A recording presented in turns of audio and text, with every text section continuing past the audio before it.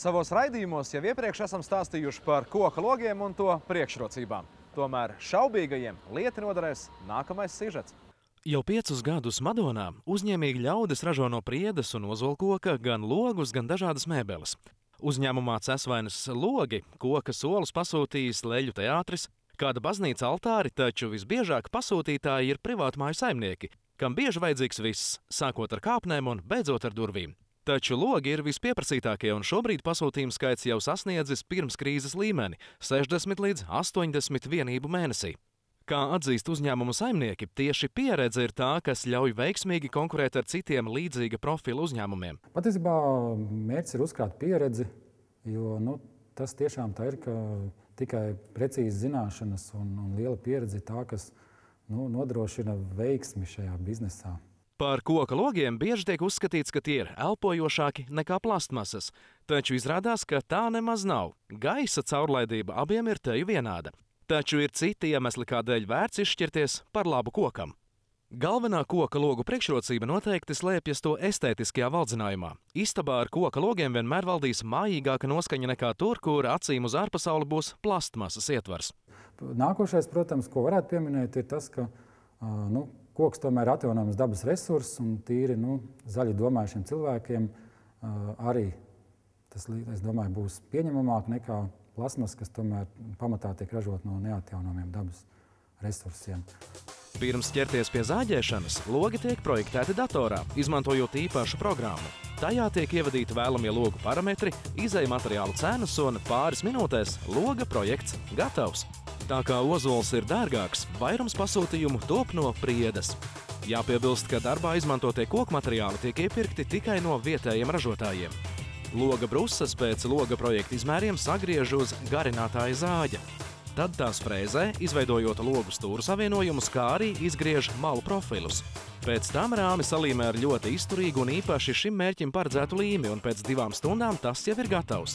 Tad seko vēl viena frēzēšana un rievu izveida. Lai panāktu izcilu kvalitāti un novērstu sīkus defektus, rāmis vēl tiek slīpēts ar rokas slīpmašīnu.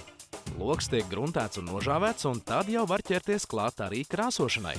Šim mērķim tiek izmantotas profesionālas krāsas, kas neplaisā un nelobās, taču atmosfēras un saules staru iespaidā kļūst mazliet plānākas. Tāpēc apmēram pēc 15 gadiem būtu jāsāk domāt par rāmju pārkrāsošanu. Logus iespējams beicēt, eļļot un krāsot visdažādākajos toņos.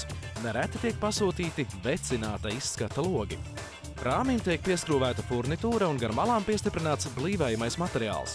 Tad rāmi ieliek 2,5 cm biezu stikla paketi, saķīlē un iestrādā hermētiķi nepieciešamajā tonī. Un visbeidzot, logu noregulē. Cik stipri vērtne tiek pievilkt pie kārbas, vai logu var pacelt uz augšu, pakustināt pa labi vai kreisi. Pašu ražotajiem logiem uzņēmums dod 3 gadu garantiju. Cesvainas logi ražo arī specifiskus logus, piemēram, viensētām raksturīgos groplogus, kam ir 2 vērtnes, no kurām viena veras uz iekšu, bet otra uz āru, kā arī vecrīgā sastopamos futerlogus, kam abas vērtnes veras uz iekšpusi. Kāpēc dažkārt pat kvalitatīvi izgatavoti logi var nekalpot kā nākas? Patiesībā vislielākā kļūda, ar ko mēs esam saskārušies, ir tas, ka logu iemontē un pēc tam neparūpējās par to, lai telpas iekšējais mitrums nesabojā logus. Tas ir gandrīz visgrūtāk izlabojamais, jo diezgan bieži privāti mājās logus montē rudenī un pēc tam augstajā laikā sākas iekšdarbi, kur ir daudz mitrumu. Tāpat loga iekšpusē mēdz sakrāties kondensāts, kas pēc tam notek uz palodzes. Tas gan nav saistīts ar logu kvalitāti vai materiālu, no kā tie izgatavoti, bet gan ar nepietiekamu ventilāciju telpās. Tā kā koka logi nav ļoti lēti, der padomāt, kā iespējams samazināt to izmaksas. Pamata veids, kā samazināt izmaksas, ir logiem samazināt nepieciešamo vērtņu skaitu, jo lielāka platība procentāli logos būs nevaramajām daļām, jo kopējais pasūtījums būs lētāks.